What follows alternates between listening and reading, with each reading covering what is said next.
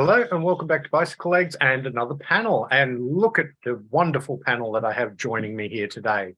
An absolutely esteemed lineup of gentlemen I have with me here today. So thank you everybody for joining me for this panel. Great to have you all here. And today's topic, we are going to be picking our three favorite cover versions.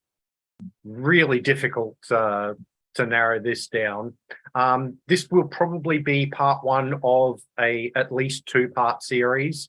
So, hopefully we'll be able to pick some more songs. If we miss the ones that you're hoping to hear, stick around for part two, which will probably be in a couple of months' time, and maybe we'll pick your song then. So, and as Grace jumps into my lap there, hey, kitty. So we'll get straight into it, and we will start with Mr. Grant Arthur. And what is your first cover version that you would like to talk about? Well, I was going to say picking three is very difficult, but yes. I was able to do it. But there are many more that, these three might not necessarily be.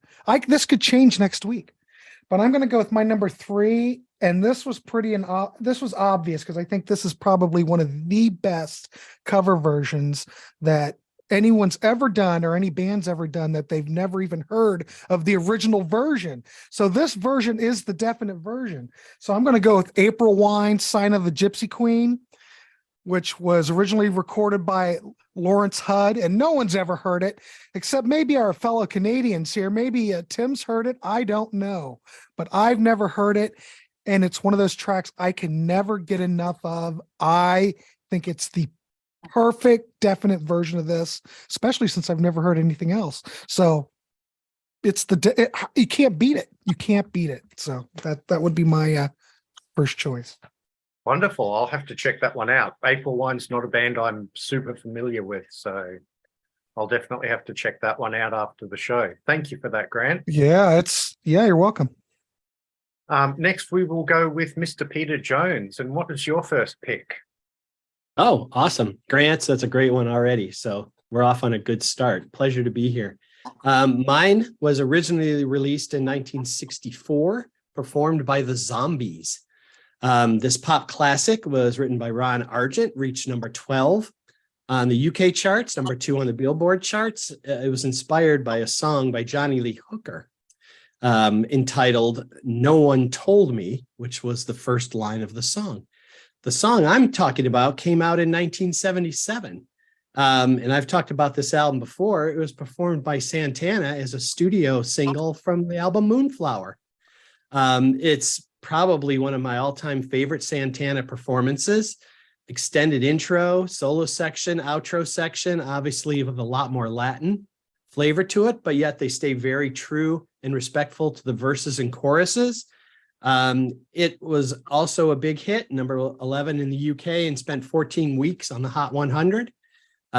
Vocals by Greg Walker are just outstanding. The recording is brilliant. And I absolutely love this song. And it was also point out that this was included in the famous memo by Clear Channel Communications as a song that they recommended not be played on the radio following 9/11 because of its close sentiment to loved ones. And that kind of makes sense. So mine is She's Not There by Santana, originally done by the Zombies. Wonderful. Thank you very much. Great choice. Okay, we will go to John Clauser next. What was your first choice? Right. So this song, I first heard the cover version first, and I don't have show and tell here. So this one I heard on 70s radio when I'd be riding around with my sister and my brother because they are much older than I am. And I always loved the feel of the lyrics and how they rhymed so much. And you had these whirring synthesizers, and you had this slow, great beat, and then you had some great guitar lines. And then sometime in the 80s, I discovered who originally wrote this song. And I'm like, you gotta be kidding me. He wrote that? I'm talking about Blinded by the Light by Manfred Mann. And as far as I'm concerned, Bruce Springsteen, if he hasn't performed that song in ages, he should never perform that song ever again. Terrible, terrible version. I would much rather listen to Manfred Mann's version. Love the guitar work. I love everything, even the screwy lyrics that everybody thinks is one thing and it's really not exactly that. So that's going to be my three. And I've loved that song ever since I was a kid. So Blinded by the Light, Manfred Mann. Yeah, great choice. It Go was ages before I knew that that was a cover version too. Like I used to hear that song when I was a kid. But and it is one of those songs, isn't it, where there's so many different misheard lyrics in that song. Oh yeah. Yeah, no, great choice. Great choice. Todd, we'll go to you next. Okay. Well, I'm going to talk about a song that's been covered a bunch of times. It was written by Benny Benjamin, Horace Ott, and Sol Marcus for American singer-songwriter Nina Simone. And it's called Don't Let Me Be Misunderstood. Oh, but I'm not going to talk excellent. about the Animals version. I'm going to talk about the Moody Blues version, which is on the very cool, the remastered version of this Days of Future Past with a whole bunch of extra songs on it. And it's a BBC radio session. And it works so well with the Moody Blues. I mean, it's kind of a moody song anyway. And so it sounds great with them playing it, and it fits their style. And the main melody of it, that's like the marimba on the main song, or the xylophone or whatever it is played by Ray Thomas on the flute.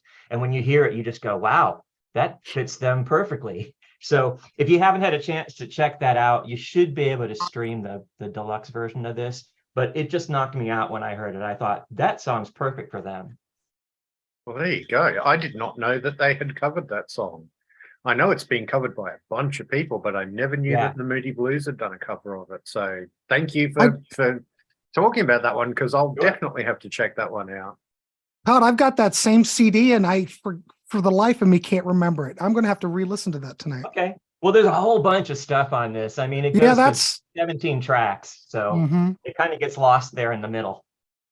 I'm going to re-listen. Yeah, no, that's great. Okay, we'll go with John the Music Nut next. Thanks for being here, and what have you got for us? All right, thanks for having me, Daniel. It's great to be part of this panel. Now, I'm going to talk about a band who's done a lot of great cover songs. This one was originally recorded by The Move, and you probably already know where I'm going. Cheap Trick. This is off of the 1978 album Heaven Tonight, and the song is California Man. They made California Man their own. They brought this already great song even more energy to it. They took out that boogie woogie piano, and they made it a more rockin' version. And when they do it live, it takes on a whole new life of its own. They still do it live to this day. It's a fantastic track. It's on their Budokan Volume 2, and which I think is actually superior than the original Budokan, because they had so many great deep tracks on those first three albums. But California Man is my number 3. Nice. Thanks. Excellent choice. Yeah, really good. Love it. Okay, Tim, your first choice. When you grow up in the 80s and watching videos, sometimes there's a lot of songs that you don't realize were covers. The first time I ever heard Don't Let Me Be Misunderstood was Elvis Costello. Yeah. And nobody ever talks about that version anymore. But that's a good one, then it was like, oh, that's okay. It's covered. Well, I thought this would happen when I knew that Grant was on here. Sign of the Gypsy Queen. It all comes back to April Wine, gentlemen. Yeah. It's one of the first ones I thought of. I love their cover of 21st Century Schizoid Man. They do a really good job on that. But Sign of the Gypsy Queen was a big hit for April Wine. It got a lot of classic rock airplay in the States. And it's a complete reinterpretation of the Lawrence Hutt original, which I've only heard once. Like I saw it out on YouTube one time. It's very folksy. The original version, it takes a long time before you realize what song it is. Miles Goodwin practically deserves a writing credit because of the arrangement of that song. I love how it stops down in the middle. I love the guitar solo. I love everything about it. It's, you know, it's a cover, but it's one of my favorite April Wine songs, even though it is one of the most popular. And just as an addendum to that, if you want to read a sad story, read about what's happening with Lawrence Hudd these days. But I'll just leave it at that. But Sign of the Gypsy Queen, April Wine, the definitive version of the song. And there have been some covers, but the covers are all of the April Wine arrangement of it. Yeah. Great. Thanks. That's really good. As I said, when Grant picked it, I'll definitely have to check that out, because April Wine's just one of those bands I haven't really known about before. You know, again, like Rush, you know, I'm doing my whole Rush series.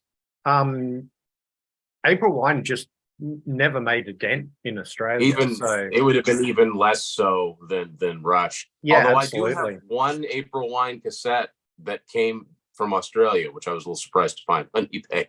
Well, there you go. Mm-hmm. All right. Well, my first choice is probably going to surprise absolutely nobody who knows me well. And it is from this album here. And it is I Can't Get No Satisfaction. Devo's version of that song is just incredible to me. They basically recompose Satisfaction. You know, it's unrecognizable musically until you actually start to hear Mark singing the lyrics. It has this incredible drum beat to it, you know, it's just really off kilter, and the guitars in it are great. The way that Mark sings it is just incredible. The funny thing is, my son grew up with Devo, and he loves Devo. He's a big Devo fan, and he did not know the original. He did not know the Rolling Stones version of Satisfaction at first, and then he went and heard the Stones version of Satisfaction, which I've got to say, I love the original. I think it's an incredible song. He went and heard it, and he said, "Oh, I heard the original version of Satisfaction. It sounds kind of boring." So yeah, that's going to be my first choice. Is I mean, Devo, they've done a lot of really great cover versions, but I'm pretty sure none of them beat their version of Satisfaction. So that's going to be my first choice. Wasn't it on SNL that they did? Yes. Yes, I remember that like it was yesterday. Yeah. And watching the way that they perform on stage too, the movements that they used to do, almost like choreography, is just incredible. When I saw them on the 80s cruise, they were still doing those moves. Yeah, absolutely. But so Dan, but Bicyclelegs, I thought you were going to pick It Takes a Worried Man. Yeah, no, that's a good choice too. Yeah, but as I said, Devo have done a number of great cover versions. Mm-hmm. So anyway, Grant, what's your second choice? All right. Well, this is going back to 1965, because this is like kind of where all these cover versions kind of started at this moment to some degree. And this version really is the definite version of this track, even though the original artist is highly thought after and it is an icon, but it's this version that was reworked. They cut out some of it. They chose a different key. They changed the timing of it. So they've taken a folk song and turned it into a single, a top 40 single to some degree. The song I'm talking about came off of Bob Dylan's album. I think it was on, Bringing It All Back Home from 1965. Came out in March. And that was one of the albums where he was starting to go electric, except this is one of those acoustic tracks. And the song I'm talking about is Mr. Tambourine Man. And I'm talking about the Byrds version, where with the Rickenbacker 12 string. You know, think about when that came out. There was nothing like it. And absolute classic. This is my mono. This is an original mono copy. But you've got the Rickenbacker 12 string, the total reworking of the track. You've got those gorgeous vocals. Dave Crosby's harmony vocal on top of Gene Clark and Roger McGinn. I mean, it's absolutely, well, it's one of the best singles, I think, of the 60s, or at least in 1965. And it's still well thought of today. I think it's a classic, and I think it's the definite version of Mr. Tambourine Man. I mean, you can tell when you listen to Dylan's version, it's the same song, but my God, the Byrds reworked it. It's kind of like, you know, Miles Goodwin reworking Lawrence Hutt. It's such a rework that it's almost a different song, but yeah, that's my number 2. No, that's a great choice. I mean, that song pretty much invented folk rock, didn't it? It did. That's where it started. Yeah. Yeah, and it was a big hit. Not yeah. sure where it ended up on the charts, but I think it got up there pretty high. Well, it looks like it got to number 1. Well, there you go. You don't get much there you than go. that, do you? Gee. Yeah. Well, yeah. So there you go. Thank you. No, great choice. Peter, your next choice. Well, Grant, thank you for being ahead of me on this one, because we're going to tie in a lot of same elements here. Oh, boy. I'm going to jump to 1967, and I'm also going to stick with an original from Bob Dylan on his, I believe is on John Wesley Harding with the album, and was very typical of what Dylan was doing. And as a standalone, it's a great and iconic track. Well, in 68, here comes Mr. Hendrix, and on his album Electric Ladyland, and he does a cover of All Along the Watchtower, which is his highest charting single, and only top 40 hit. His transformation on it was outstanding, and is one of Jimmy's most popular tracks, but that's not the one I'm picking, because in 1976, tied in, we'll all wrap this up here in a second, Dave Mason does a version on his album Certified Live.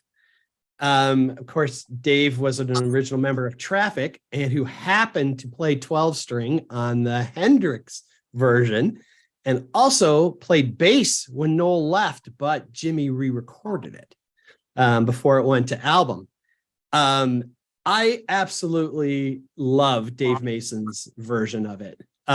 Great singer, stunning guitar player. I mean, I'm not comparing to Jimmy. They're both in completely different places. But it is more up tempo. It's much more funky. It's very soulful. Some of the best bass playing you will ever hear on any track. And it's by far my favorite interpretation of a very, very classic song. So Dave Mason by way of Jimi Hendrix, by way of Bob Dylan, All Along the Watchtower. Wonderful. I very nearly picked XTC's version of All Along the Watchtower, because I think that's a great version of that song too. A great song is a great song. Yeah, there you go. Okay, John Clauser, what's your next choice? So my next choice, this song originally came out in 1994, and this was the original was a very almost kind of an industrial sound, but this song was maybe a little bit more of a lighter end to this particular band. But then in about, I think it was 2003, you get it into the hands of a master man who could tell a story with his voice. And this song made me realize the greatness that is Johnny Cash. And I'm talking about Hurt. I swear, when I first saw the video for Hurt, I believe it completely crushed me. That was just an amazing, beautiful rendition of the song, very stripped down with the guitar and a little bit of piano, and that's pretty much it. But his voice just takes that song and it takes it to a totally different dimension. So that's and I've come to respect Johnny Cash and looked deeper into his music a lot more ever since. So I'm going with the Man in Black. Yeah, no, excellent choice. I mean, Trent Reznor is on records basically saying that that song's not his anymore, it's John's.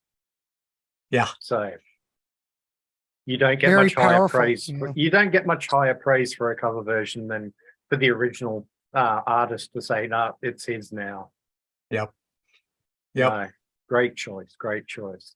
Todd, what was your second choice? Okay, well, I was thinking about going to an alternate for this one, but I decided, if we're going to be honest about what our three favorite cover versions are, I have to stick with this one.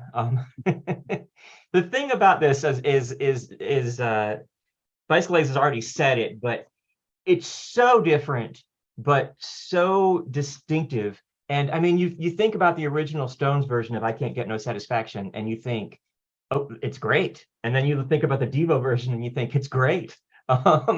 It's completely different. We didn't talk about the iconic video that features their character Bougie Boy, who's basically an adult baby sitting in a playpen and sticking a knife into a toaster. And so that's always been an iconic image from when I was younger. And I just think you can't get any better than when you're talking about deconstructing a song and completely changing it, but having it be also the same and also very different all at the same time. So I think I Can't Get No Satisfaction by Devo has to be on my list. No, I mean, great choice. I mean, the thing I forgot to mention when I was talking about it too was before they released it on Are We Not Men, they had to get permission. And so they went and took it to Mick Jagger to play it to him. And apparently the song started and it was playing for about 20 seconds. And then Jagger just got up and started doing that sort of Jagger dance that he does on stage. So he, absolutely loved it too. So. And I didn't have that video wrong, did I? I'm not. No. That is the right one, right? Boogie Boy definitely is in that one in the playpen with the fork in the toaster. Yeah. Okay. But no, I mean, obviously it was my first choice, so I'm going to say that's an excellent choice. I thought I'd be stealing it from you. I'm glad it worked out the other way around. There you go. Okay, John Music Nut, your second choice. Okay, thank you. Now, my first two were just too easy. It was hard to pick a number three for me because there were so many battling for it. But my number two was originally written by a wonderful, eccentric songwriter by the name of Tom Waits. And this was the album it was on originally, Rain Dogs. This is a classic album. It's one of the most eccentric albums you'll ever hear. It is a fantastic album. Even more fantastic was this artist's version of the song Downtown Train. And this artist has covered, he's one of our greatest interpreters, and he's a very good songwriter in his own right. And it's Rod Stewart's version of Downtown Train, which was originally released on the Storyteller Anthology. This was a 4-disc box set that came out in 1989. The single came out right in time for Christmas of 1989. He gave this song new life between his soaring vocal, the wonderful arrangements and the piano on it. And I mean, just there was some strings on it as the song would go on. I mean, the song was built in momentum. It was a fantastic track. And every time I hear this song to this day, I always think of Christmas. And it's my number two, Rod Stewart, Downtown Train. Yeah. No, I do love that version too. And the original Tom Waits version is so good too. You're right that Rain Dogs album is just an eccentric masterpiece, isn't it? It certainly is. I mean, what a wonderful catalog. But I mean, there's instruments on here that you don't hear on any other albums. I mean, he just went all over the place on here, but it all worked. Yeah. So no, great choice. Thank you. Tim, your second choice. So my second choice is pretty obscure, even though it's by a band that would go on to be quite big. It is a song from the second Journey album, Look Into the Future. So this is when they were in their early period, before Steve Perry joined, and the song is cover of a Beatles song, but I didn't know that when I first heard this in the late 80s, because cassettes didn't have any writing credits. It's a George Harrison song called It's All Too Much, which I believe is from Yellow Submarine. Yes, it is. Somebody can correct me. Okay. And it was a long time before I heard the Beatles version, but Journey completely make it their own. It's a prog tour de force. I mean, this is Greg Raleigh on keyboards and vocals. You know, he and Neil Sean came from Santana and formed Journey. Ainsley Dunbar on drums, amazing. There's some cool backwards passages here. I'm a very big fan. I'm a big Journey fan, but I'm a really big fan of the first three albums, and not enough people know about these and have probably written them off. If they like prog rock, they probably like these albums, but never go near them because they say Journey on them. And one more thing I want to add is that there's only one time that I've ever heard any of this early Journey material on the radio. And it's when Sirius XM had a Beatles channel. And lo and behold, one night, the Journey version of It's All Too Much came on. And I was so tickled to hear it on the radio. And I highly recommend, if anybody's into like 70s prog, I don't know if you'd strictly call it prog, but it's chops galore, complete reinterpretation of the original song. It's hard to recognize elements of the original song in there, although it does have a Beatlesque melody the way that Greg sings it. So yeah, that's my second choice. It's All Too Much by Journey. Yeah. Those early Journey albums are something I definitely need to go and explore, because I really only know Journey is sort of, Don't Stop Believing and, that style. Completely different. Yeah, totally different. Yeah. So yeah, I'm definitely going to have to check those early Journey albums out. So thanks for that. That's a great choice. My second choice is going to connect with John Clause's a little bit with the Johnny Cash angle. This isn't a cover by Johnny Cash, though. This is a cover of Johnny Cash. And it's on the debut EP by this band, and the band is Wall of Voodoo. And they do a cover on this of Ring of Fire. And it's an incredible cover version. Again, completely reinventing the song, because you think of the original Johnny Cash version of Ring of Fire, and musically it's quite upbeat and jolly. It's got the sort of mariachi horns in it and all that sort of thing. Wall of Voodoo take this song and make it completely dark. Like, it has these really dark analog synthesizers going with it. And then you've got this guitar that sounds like it could be out of an Ennio Morricone soundtrack. It's got that real sort of spaghetti western kind of sound to the guitar. And then you've got Stan Ridgway, who almost comes across like a modern day Johnny Cash in the way he delivers vocals. And you put this all together and you just get this incredible version of Ring of Fire. If you've never heard it, I definitely recommend checking it out, because it's really, really great. So that's my choice, Ring of Fire by Wall of Voodoo. That is such a great choice. I haven't heard that in so long. I'm going to go listen to it tonight. Yeah, I've got that. I've got that same record. Yeah. It's really incredible. It's well worth hearing. Yes. It's incredible. It's a great EP, and it's just called Wall of Voodoo. It got released on CD with a live set of songs, and it was called the Index Masters. I don't know if that's still available or not, but definitely worth checking out if you can find it. So we'll get into our last choices here, and we'll start again with Grant. What's your third and final choice for tonight? Well, Peter Jones, Great Minds Think Alike. Because we're going with this baby right here, All Along the Watchtower. Now, this would have always been my number one. I think this is the definite version of All Along the Watchtower. I think the production on this is incredible. I think Jimmy's playing on it. His vocal delivery is top notch. This has one of the best sounding and original guitar solos ever.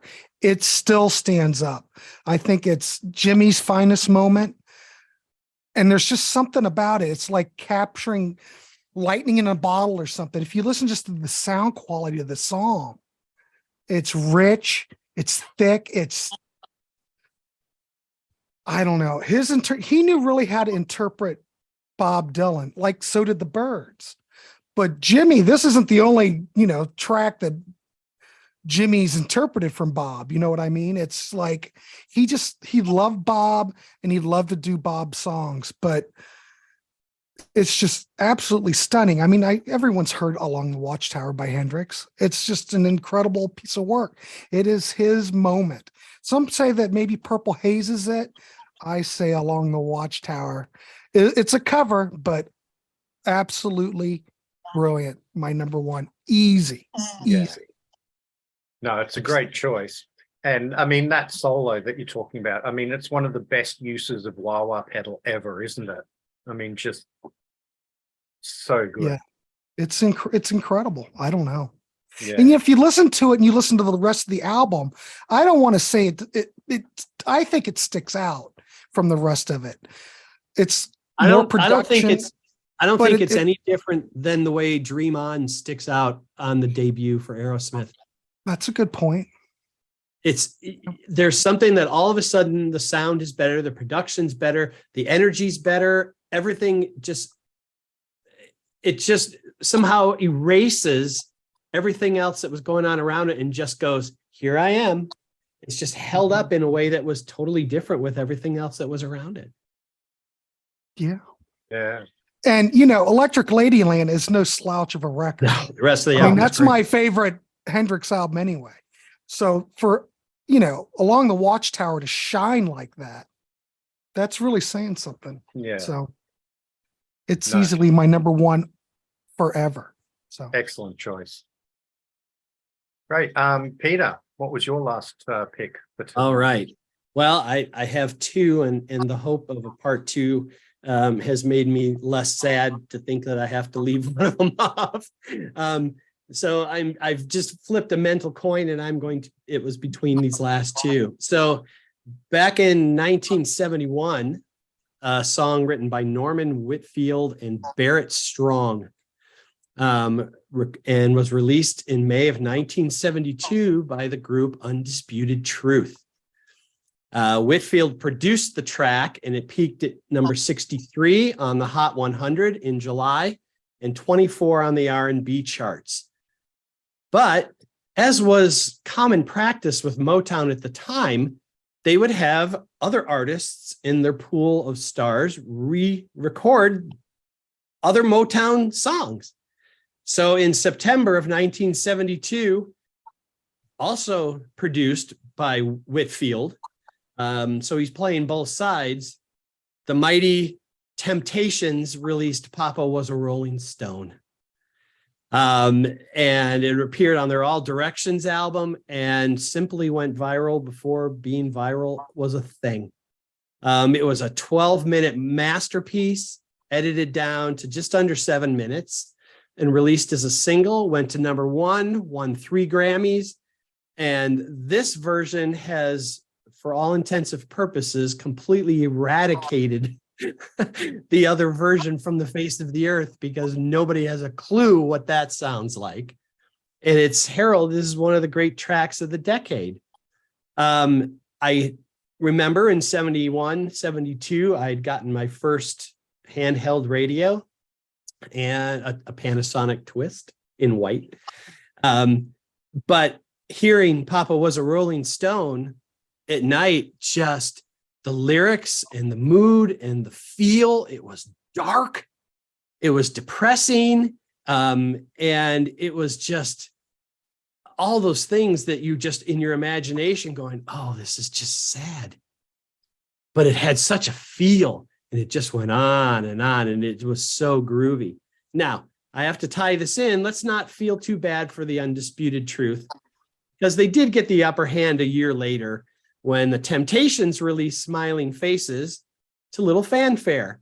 Well, again, Whitfield, playing both sides, produced a version for the Undisputed Truth, re-recorded it, it reached number 3 and exploded. So while it wasn't a complete victory they did at least ease the pain a touch. So there was some payback and some karma here between these two groups. But Papa was a Rolling Stone by the Temptations. No, great choice. Really good song. Yeah. Okay. John Clauser, your last choice. Okay. So on February 18th, 1974, four lads from New York unleashed a little bit of a classic album with 9 tracks on it that most are still played to this day. Now, one of those songs made it on a little tribute album that would come out about 1993, 94, something like that. And it's the first time I heard it, when I played this album, I'm like, again, completely crushed. I am talking about from the Kiss Regrooved tribute album, the version of Black Diamond by Japanese pianist Yoshiki, with a symphony, an American Symphony Orchestra playing behind the piano. Gene Simmons originally wanted him to do I for this, but Yoshiki kind of liked Black Diamond a little bit more. And so while the song still retains its basic structure of the song, you get the piano, you get these emotional strings and timpani, and you are just on this amazing ride. Black Diamond already takes you on a fun ride, but this was a totally different level. And I'm so thankful Gene had the wherewithal to include it on the American version, because originally it was only going to be on the Japanese version. And Simmons liked it so much, he said, no, it needs to be on. It needs to be on this. So unbelievable. Every time I listen to it, I always get a tear in my eye, because Black Diamond is probably my favorite Kiss song. And boy, that version is just beautiful to listen to. So yeah, Black Diamond from Yoshiki. No, that's a really great left field choice. Love it. Anyone else think he was going to go with Kissin' Time when he started talking about the debut? Would have been my first choice. And this is the first time Yoshiki's probably been mentioned on your channel, Bicycle Legs. Yeah, oh, yes. So let's make a mention of that. Or anybody's channel. No, love it. I remember when that Kiss covers album came out, and it was there was some really interesting versions of songs on there. Yeah, there were good covers, there were bad covers, and then there was Yoshiki. Totally different level above everybody else. Yeah. Before that album came out, there was like an unofficial Kiss covers album. It's called Hard to Believe, a Kiss covers album. And it was like a lot of punk bands and stuff doing covers of Kiss songs. And there was like a cover of Do You Love Me by a little known band at the time called Nirvana. Nirvana, yeah. So, yeah. There you go. Okay, Todd, your last choice. Well, I have to say that I think I could hear anybody doing a cover of Black Diamond, and I would probably think it was great. But for my last choice, I'm going to be completely selfish and talk about somebody that I like a lot that some of you might not be familiar with.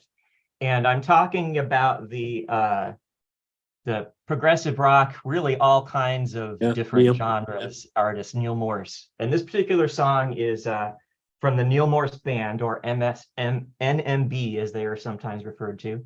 And it is, I could have picked any song. I mean, there was so many. They've done, his band and his different bands have done so many different cover versions, but of different songs like Goodbye Yellow Brick Road and Can't Get Out of My Head and a whole bunch of classic rock songs. But the one I'm picking is, it was written by Jimmy Webb, and a producer asked him to write a song for the Association, and he wanted it to have, Bones Howe was the producer, and he wanted it to have different time signatures and all of his different things that he wanted for it, a really ambitious arrangement. So Jimmy Webb turned in MacArthur Park.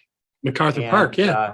Everybody thought it was too weird, and the Association rejected it. But Richard Harris wanted to do it, and then later Donna Summer had a big hit with that. And so the version I'm talking about is from the Neil Morse Band, and you'll have to get the deluxe CD in order to get it, but it's on there. And the drummer in the Neil Morse Band,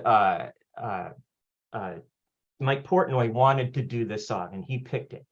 And I'm trying to move so that the camera will focus on me instead of I messed it up by holding up the CD.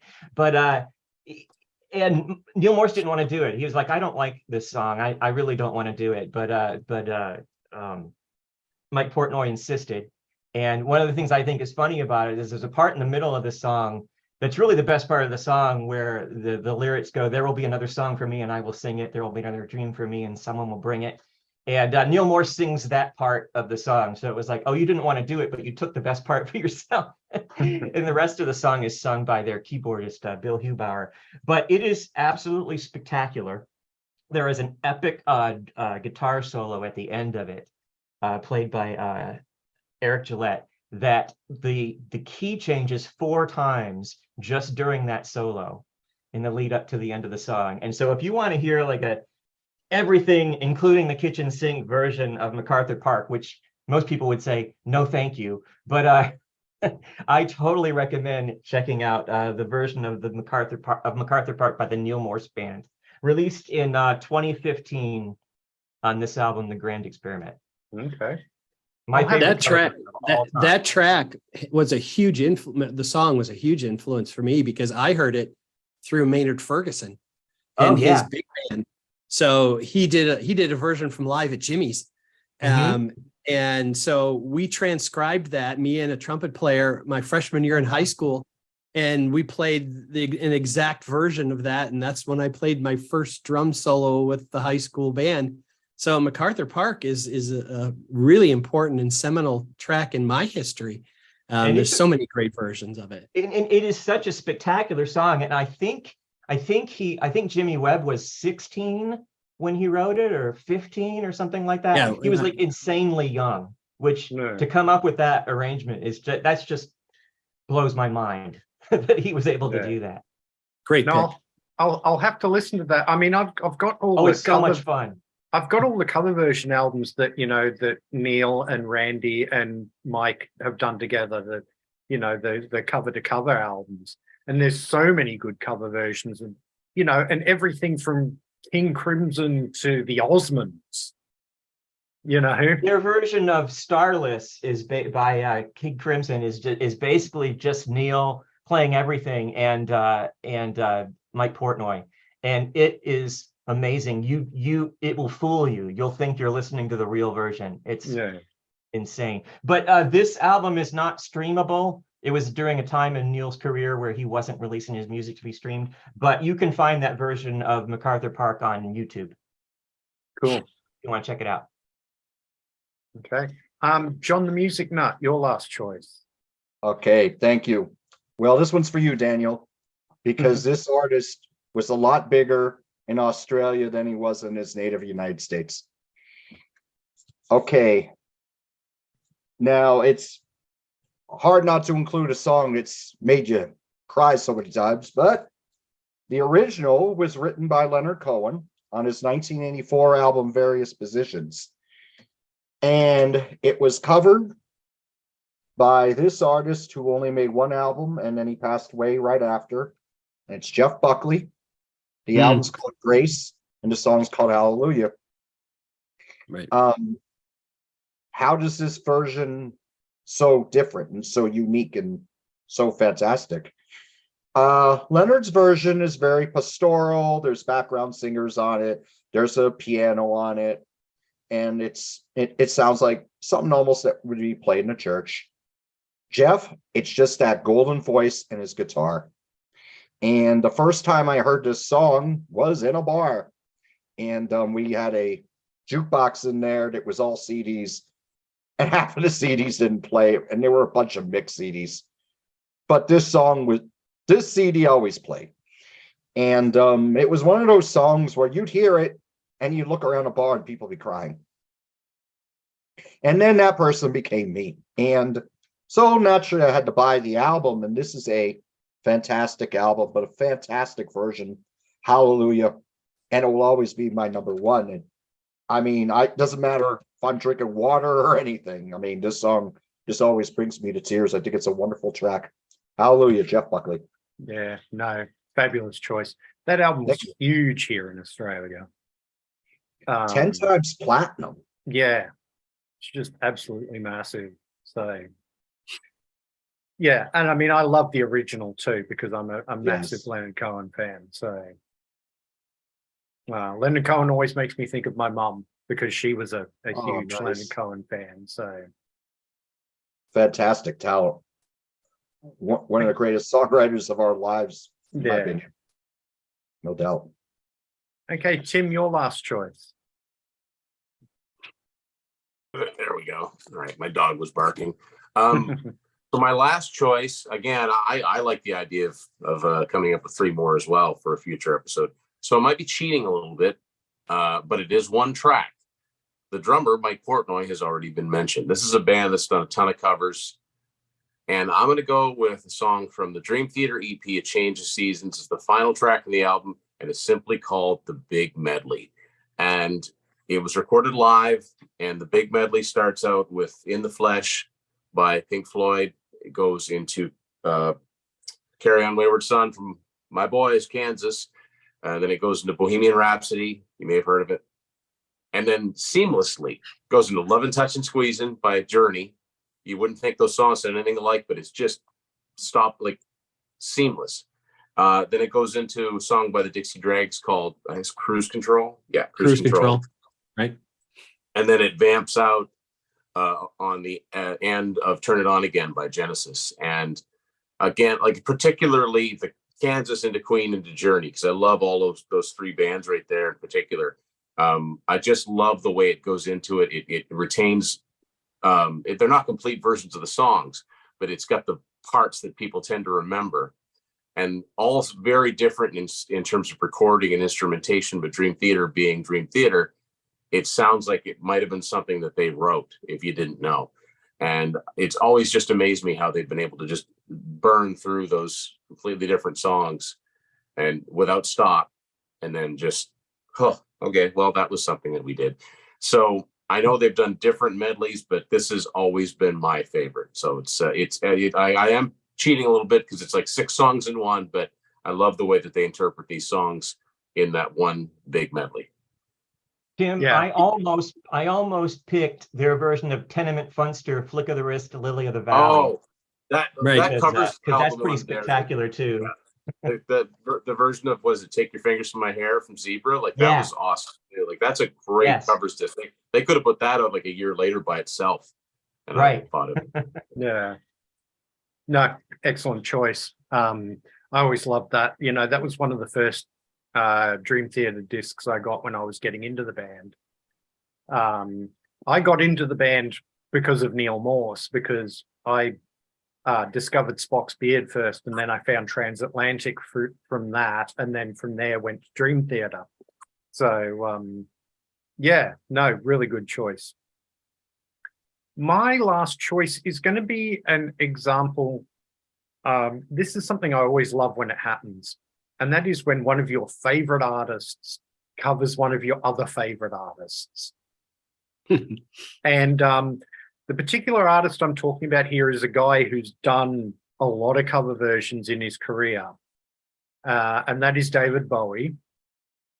And the one that I'm going to go for is off this album here, which is the Reality album, and the song is Try Some, Buy Some, which is a George Harrison song, a fairly obscure George Harrison song. It was originally on his album Living in the Material World. And it was one of the last things he ever did with Phil Spector before he sort of ditched Phil and started producing his own stuff. I believe the song was originally written for Phil's wife, Ronnie, to do. But George Harrison ended up doing it on his Living in the Material World album. And then David Bowie does an incredible cover of it on this album. I mean, there's another cover version on this album, which is the Pablo Picasso by the Modern Lovers, and that's a great cover version too. But I really wanted to go for this one because, as I say, it's an example of where one of your favorite artists covers one of your other favorite artists. So I really wanted to have an example of that there. So that's the one I went for with David Bowie doing Try Some, Buy Some. Great. Nice. So thank you, gentlemen, for joining me for this show. It's been an absolute pleasure to have you all here. And we definitely will look at doing a part 2 of this, hopefully in June. So keep your calendars set aside for that one. Yeah, great. I will leave links in the description to everybody's channels. So Grant's Rock Warehouse and Tim's Vinyl Confessions and My Music Corner. I will leave links in the description for all of those. Please go and have a look at these fine gentlemen's channels. If you're not already subscribed to them, they make wonderful, wonderful content. Yeah, so please check them out. Please do like, share, and subscribe. It really does help the channel out. If you're new to the channel, please have a look at some of my other videos. All of my videos are playlisted, so if you want to look at some of my other panels, there's a playlist for those. Or if you want to look at my Bicycle Legs Discovers Rush series, which several of these fine gentlemen have done episodes of, you can find a playlist for that.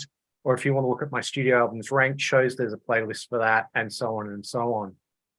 If you want to follow me on social media, I'm at Bicycle Legs on Instagram and Twitter. And I also now have a dedicated Bicycle Legs Facebook page, which you can go and search for. There's links for all that in the description as well. So if you come and give those a follow, I'd really appreciate that too. Thank you very much for watching, and I'll see you in the next one. Thank you. See ya.